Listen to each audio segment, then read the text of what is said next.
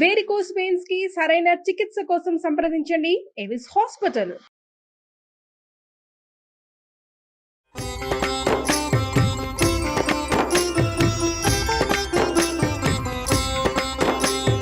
నమస్కారం. విష్ణు పురాణం 14వ రోజు పారాయణలోకి వచ్చామండి.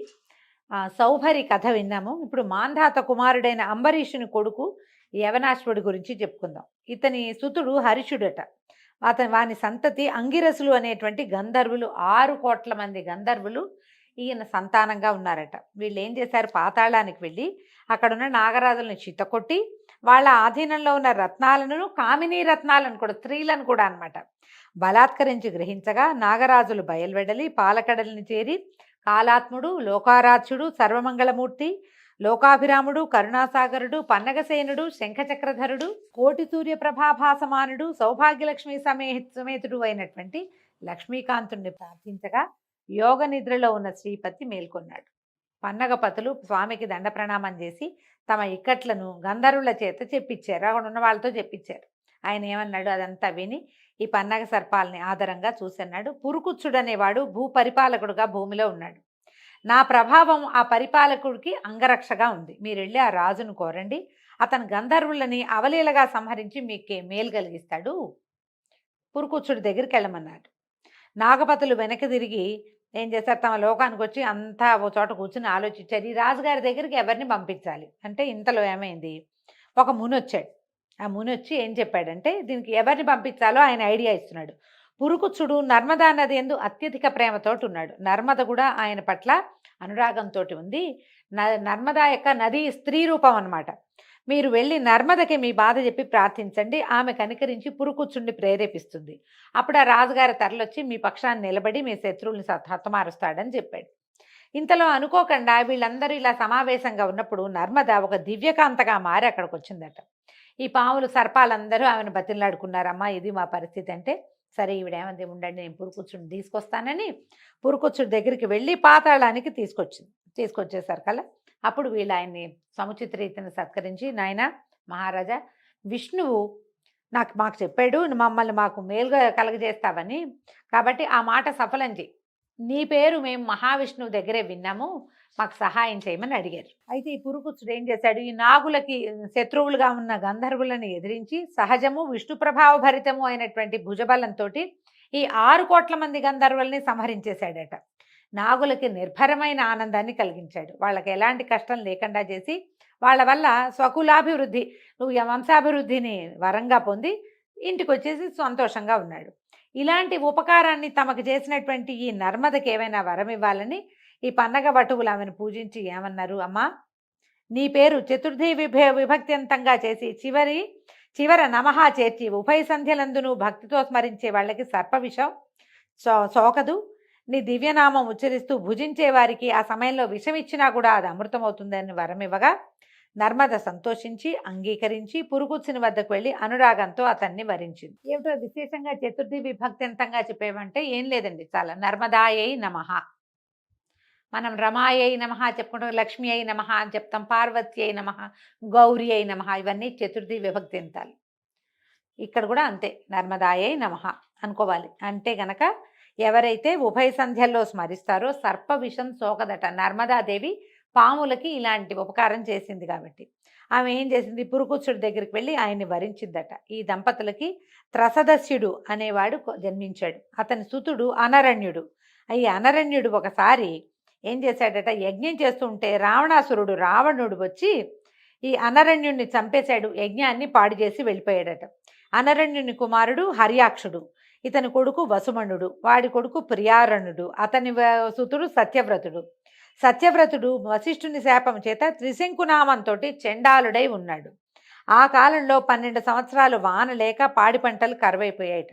ఆనాటి దుర్దశలో త్రిశంకుడు అడవిలో మృగాల్ని చంపి వాటి మాంసాన్ని విశ్వామిత్ర పుత్ర కళత్రాదులకి ఇస్తూ గంగ ఒడ్డున ఒక మర్రి చెట్టు కింద వాళ్ళకి నివాసం ఏర్పరిచి ఈ చెండాలుణ్ణి అనుగ్రహించండి అని ప్రార్థించేవాడట. అలా కొన్నాళ్ళు కాగా విశ్వామిత్రుడు అతని వృత్తాంతం తెలుసుకుని కనికరించి పరమ పావనుని చేసి సశరీర స్వర్గాన్ని కలిగించాడు.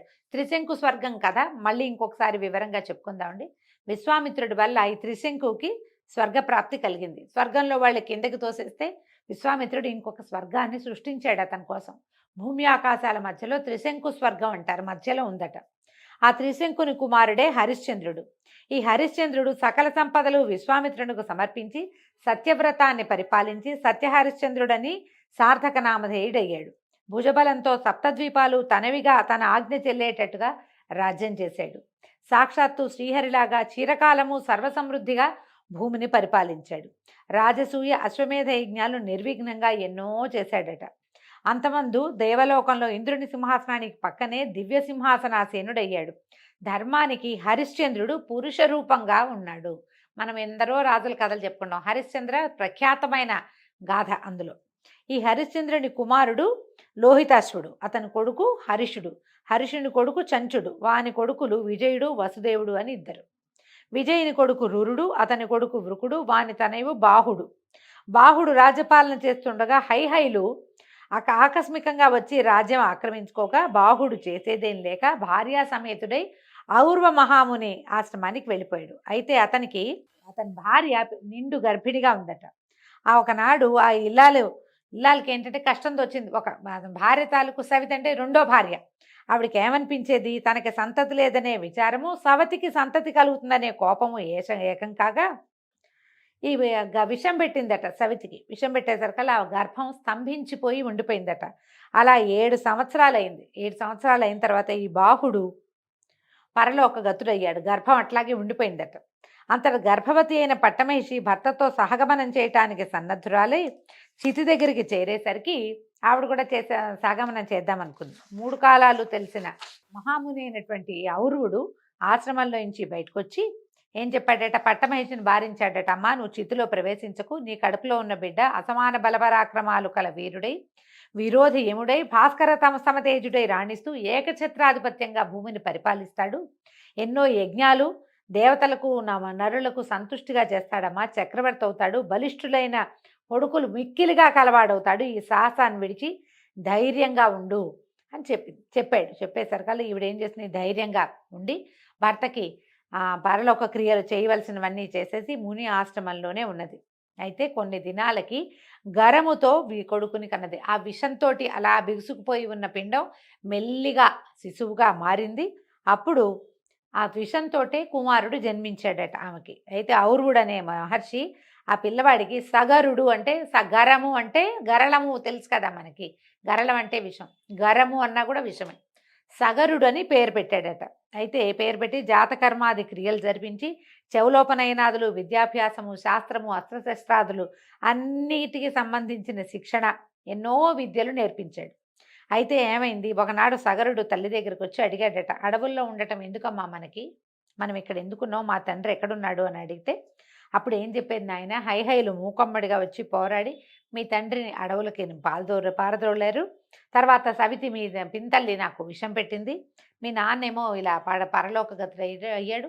ఔరుని చేయూతతోటి నేను నిన్ను ఇట్లా పెంచాను నాయన అనేసరికల్లా ఇతను ఏం చేశాడట, సగరుడు ఆ దుష్టుల్ని వధించి ముల్లోకాల్లోనూ మా నాన్న కీర్తిని వ్యాపింపచేస్తానని చెప్పి హైహైలను యుద్ధానికి పురికొల్పి అందరినీ ముక్కలు చెక్కలుగా ఖండించేశాడట. అయితే ఈ సగరుడి బలపరాక్రమాలు, ఈ పరాక్రమాన్ని చూసి శక యవన కాంభోజాదులు బెదిరి పారిపోయి వశిష్ఠుని దగ్గరికి చేరారట. వశిష్ఠుడు ఆలోచించి వాళ్ళని కులాచారాలు విడిచి గతి తప్పిన వారిగా, బతికున్న చచ్చిన వారిగా చేసి సగరుడి దగ్గరికి వెళ్ళాట. వెళ్ళి, రాజా నీ ప్రతిజ్ఞ చెల్లింది, హైహైలంతా చచ్చిపోయారు, వీళ్ళంతా కూడా చచ్చిన వాళ్ళతోటే జమ. ఎందుకంటే వీడు ఎప్పుడైతే కులాచారాన్ని పాటించలేదో వాడి బతుకున్న వాడి కింద లెక్కే కాదు. నీకు భయపడి ప్రాణరక్షణ కోరుతూ నా శరణు వచ్చారు. శరణన్న వాళ్ళని కాపాడాలి. నేను మీ వంశీయుల కులగురువుని, ముందు నుంచి నా మాట మన్నించాలంటే సరే ఆయనకు ఒప్పుకొని ఏం చేశాడట, ఆ రాజుల్ని విడిచేసి మీ స్థానాల పోండి, మీ రాజ్యాలు మీరు పరిపాలించండి అని పంపించేశాడు. అప్పటి నుంచి యవనులు బోడి తల్లల వాళ్ళు, యవనులకి నెత్తి మీద జుట్టు లేదట. శకులు సగం బోడి తల్లట. పారదులు విరబోసిన జుట్టు కలిగిన వాళ్ళు, ప్లవులు మీసాలు గడ్డాల వారు, కాంభోజులు అధ్యయనం లేని వారు అయ్యి ఈ కులాలు అంటే వీళ్ళందరూ మనవాళ్లే. శకులు, యవనులు, కాంభోజులు వీళ్ళంతా కూడా భూమి మీద మనతో పాటు ఉన్నవాళ్లే. వీళ్ళని ఇట్లా విడిచిపుచ్చటం వల్లే ఇలాంటి ఇవి వచ్చినాయన్నమాట, పద్ధతులు వచ్చాయన్నమాట. వాళ్ళకి తమ తమ కులాచారాలు విడిచి బ్రాహ్మణులకు దూరమై మ్లేచ్ఛులయ్యారు. ముందంతా వీళ్ళు ఇదే వంశాలకు చెందిన వాళ్ళు, సూర్యవంశానికి చెందిన వాళ్ళు, చంద్రవంశానికి చెందిన వాళ్ళే మొదట. ఇలాగ సగరుడు తండ్రి శత్రువులను దునుమాడి తన నగరానికి వచ్చి అభిషిక్తుడై 7 దీవులకు అంటే సప్ద్వీపాలకి ఏకంగా ఉన్నటువంటి వసుంధరని పరిపాలించి చాలా అద్భుతమైన చరిత్ర కలిగిన వాడై ఉన్నాడు. వినతాకశ్యపుల కుమార్తె అయినటువంటి సుమతిని విదర్భ రాజపుత్రికైన సుకేసిని పెండ్లాడి రాజ్యభోగాలు అనుభవిస్తూ హాయిగా ఉన్నాడు. ఉన్న తర్వాత పుత్రకాంక్షతోటి భార్యల కోసం ఔరువుని దగ్గరికి వెళ్ళి ఆయన చెప్పాడట, నాకు కుమారులు కావాలని కోరుకునేసరికల్లా ఆయన ఏం చేశాట, ఒక భార్యకేమో వంశవర్ధనుడైన కుమారుడు, ఇంకొకటికి 60 మంది కుమారులు కలుగుతారని చెప్పాడట. విదర్భ రాజపుత్రి ఒక కూతుర్ని ఒక కొడుకుని కోరుకుందట, నేను అంతమంది పిల్లల్ని కనలేనని. అలాగే సరే ఏమైంది, కాశ్యపి వినతా కశ్యపుల కుమార్తె అయిన సుమతి నాకు 60 మంది కుమార్తెలు కావాలి. మనం 60,000 మంది అని కథల్లో వింటామండి. 60,000 మంది అని కూడా ఉన్నది ఒక చోట. ఈ భాగంలో మనకు 60 మంది అని కనపడుతుంది. తర్వాత ముని అనుజ్ఞతోటి నగరానికి వచ్చేశారు. సుకేసికి ఒక కొడుకు కలిగాడు, వాడి పేరు అసమంజసుడు. ఈ సుమతికి 60,000 మంది 60 మంది కుమారులు జన్మించారు. ఈ అసమంజసుడు ఏంటంటే పేరుకు తగినట్టుగానే తమ్ముళ్ళని వెంట పెట్టుకుని ఎన్నో రకాల చెడు పనులే చేసేవాడు. పిల్లల్ని నీళ్లలో ముంచేసేవాట, సరదాకి చేసేవాడు. దాంతో ఏంటంటే ఓర్చుకుని ఉండేవాడు ప్రజలంతా కూడా, రాజుగారి అబ్బాయి లేక కలిగిన కొడుకు ఏమంటాము అని ఊరుకునేవాళ్ళు. అయితే అతను అసమంజసుడు యువకుడు అయ్యాక కూడా అతని దుర్మార్గం, చిన్నతనంలో బాల్యచేష్టలు కాదు, పెద్దవాడయ్యాక కూడా అలాగే క్రూరమైన దుర్మార్గమైన విపరీతమైన ప్రవర్తన కలిగి ఉండేవాడు. అతనికి ఒక కుమారుడు కూడా కలిగాడట. అయితే ఈ మనవడిని చూశాను చాలు అనుకుని ఈయన ఏం చేశాడు, సగరుడు అసమంజసుడిని వెళ్ళగొట్టేశాట. మళ్ళీ అసమంజసుడి కథ మనకి కనపడదు, ఏ కథల్లోనూ ఎక్కడా చెప్పరు, అతను వెళ్ళగొట్టేయటం మాత్రమే తెలుస్తుంది. అయితే అసమంజసుని యొక్క తమ్ములైన ఈ 60 మంది కూడా అన్నలాగానే దుష్ట చరిత్రలే లోకానికి చికాకు కలిగించేవాళ్ళు. అయితే యజ్ఞాలు పాడు చేయటం, తపస్సులు సాగకుండా చేయటం, కొంటె పనులు చేసేవాళ్ళు అనమాట. దేవతలు సహించలేకపోయేవాళ్ళట వాళ్ళని. అయితే ఏమన్నారు, వీళ్ళు వెళ్ళి విష్ణుమూర్తికి చెప్పారట, నీ అంశతోటి జన్మించినటువంటి మహాతపస్వి కపిలుడు విష్ణుమూర్తి యొక్క అంశతోటి జన్మించాడు, ఆయన దగ్గరికి వెళ్ళారు. ముందు విష్ణువు దగ్గరికి వెళ్ళి మాకు ఏదైనా మార్గం చెప్పమంటే ఆయన కపిలుడి దగ్గరికి వెళ్ళమన్నాడు. కపిలుడి దగ్గరికి వెళ్ళి ఇలాగా సగరుని కొడుకుల దుష్ప్రవర్తన, వాళ్ళు ఎట్లా ప్రవర్తిస్తారు, యజ్ఞయాగాదులు ఎట్లా పాడు చేస్తున్నారు, దేవతల అంశభాగాల్ని రానివ్వకుండా ఎట్లా చేస్తున్నారు చెప్పాము. నువ్వు పద్మాక్షుడివి, భగవంతుని అంశతోటి జన్మించిన వాడివి కాబట్టి వీళ్ళ ఆటలు ఇట్లాగే సాగనిస్తే క్రమంగా యజ్ఞవ్యాగం అనేది నశించిపోతే మేమేం చేయాలి. అయితే ఇట్లా చెప్పేసరికల్లా కపిల మహాముని ఆయన తపస్సు చేసుకుంటున్నాడు. ఆయన ఏమన్నాడంటే, ఒకసారి పాపం పండితే వాళ్ళని మనం ఎవ్వరు ఏమీ చేయక్కర్లా, వాళ్ళ పాపానికి వాళ్ళే నాశనం అయిపోతారు.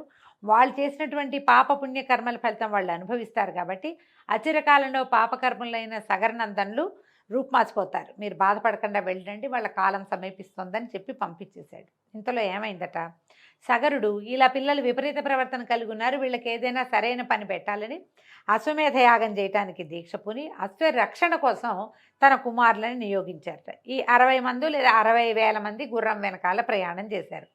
కొంత దూరం వెళ్ళిన తర్వాత ఏమైంది, దేవదూత ఒకడు వీళ్ళని మోసం చేసి యజ్ఞాశ్వాన్ని భూమి యొక్క వివరంలోంచి ఒక బిలంలోంచి లోపలికి మళ్లించి నాగలోకంలో తపస్సు చేస్తున్న కపిల మహాముని ఆశ్రమంలో ఆయనకు ఎదురుగుండా ఉన్న ఒక చోట కట్టేసి వెళ్ళిపోయాడు. ఇంతలో సగరనందనులు తేరుకున్నారు. యజ్ఞాశ్వం మాయమైపోయిందని వెతికి గుర్రం కనపడకపోవడంతో భూమి మీద 4 చెరగులా వెతికి చివరికి భూమిని తవ్వి లోపలికి ప్రవేశించి పాతాళంలోకి వెళ్ళిపోయి కపిల మహాముని ఉన్న చోట అక్కడ యాగాశ్వాన్ని చూశారు. అసాధారణ దీక్షతో కళ్ళు మూసుకుని తపస్సు చేసిన మహాముని చూశారు. ఆయన కొంత దూరంలో చెట్టు కింద ఉన్న యాగాశ్వాన్ని చూసేసరికల్లా ఈ ఆయుధాలని జల్పిస్తూ మా తండ్రి చేస్తున్నటువంటి యజ్ఞాన్ని పాడు చేయడానికి వీడెవడో వడంబడ్డాడు, వీడే తీసుకొచ్చి ఉంటాడని భావించి ఇదట్లా సన్యాసిలాగా నటిస్తున్నాడు, చితకొడదామని చెప్పేసి అందరూ మీదకెళ్ళారట. ఎప్పుడైతే తనని సమీపిస్తున్నారో ఈ 60,000 మంది, ఆయన కళ్ళు తెరిచి చూశాడట. కళ్ళు తెరిచిన మరుక్షణం ఏమైంది, కళ్ళలోంచి నిప్పురవ్వలు వచ్చేసి మొత్తం ఈ 60,000 మంది బూడిదైపోయారు. ఎప్పటికీ యాగాశ్వం వెనకాల వెళ్ళిన కుమారులు రాకపోయేసరికల్లా సగరుడు విచారించి గుర్రాన్ని తోలుకు రమ్మని తన మనవడు అసమంజసుడి కుమారుడైనటువంటి అంశుమంతుడిని పంపించాడు. అతను ఈ 4 చెరుగులా వెతుక్కుని తన బాబాయిలు వెళ్ళినటువంటి ఆ భూ వివరంలో ఇంచే నాగలోకాన్ని చేరి ఈ కపిల మహాముని దర్శించి నమస్కారం చేసి ప్రార్థించాడు. ఎందుకంటే సగరుని కుమారులు ధూర్తులు, యుక్తాయుక్త విచక్షణ జ్ఞానం లేని వాళ్ళు. కానీ అంశుమంతుడు అలాంటి వాడు కాదు, చాలా వివరం కలిగిన వాడు, ప్రత్యేకమైన ఆలోచన విధానం ఉన్నవాడు. ఈయన ఎప్పుడైతే కపిలుని ప్రార్థించాడో ఆయన నుతికి ప్రసన్నుడై వత్స గుర్రాన్ని తీసుకుపోయి మీ తాత యజ్ఞం పూర్తి చేయించు అనేసరికల్లా ఇతను అడిగాడు, మా తండ్రులు ఇలా బూడిద కుప్పలైపోయారు, వీళ్ళకి స్వర్గలోక నివాసం అనుగ్రహించంటే ఇప్పుడు కుదరదు అని చెప్పాడు. నువ్వు చెయ్యలేవని నీ పౌత్రుడైన భగీరథుడు అతి తపోనిష్టతో శివుని కృపబడిసి సురగంగని భూమికి రప్పిస్తాడు. ఆ గంగాజల కణాలతో ధరణి పరమపావనం అవుతుంది, గంగా ప్రవాహం ఇక్కడికే వస్తుంది. దాని తుంపర్ల చేత నీ తాతలు నీ తండ్రులు పవిత్రులై స్వర్గలోక వాసన అవుతారు. ఈ విష్ణుపాదం నుంచి పుట్టిన ఆ మహానది గాలి సోకినంతనే ఎలాంటి పాపాలైనా ఆ ఏటిలో కలిసిపోతాయి. ఆ పుణ్యనది జలాలలో స్నానం సకల పాపహారం. గంగాజలం ఒక్క కణమైనా సరే శరీరంలో ఏ ఒక భాగంలో పడినా కూడా మనిషి పాప విముక్తుడవుతాడు. నువ్వు గుర్రాన్ని తీసుకుపోనాయనా అని చెప్పేసరికి అంశమంతుడు గుర్రాన్ని తీసుకొచ్చేశాడు. తర్వాత యథావిధిగా అశ్వమేధం పూర్తి చేశారు. సగరతనయుల చేత రూపొందిన సముద్రునికి సాగరుడని పేరు వచ్చింది. ఈ భూవివరాన్ని ఎప్పుడైతే వీళ్ళు తవ్వేసరికల్లా అప్పుడు చిన్న జలపాయగా ఉండేటువంటి సముద్రము చాలా పెద్దదైందని చెప్తారండి. ఈ సగర వృత్తాంతంతో ఈరోజు భాగం పారాయణ పూర్తయిందండి. రేపు ఉదయం మళ్ళీ తర్వాతి భాగంలో కలుసుకుందాము. నమస్కారం.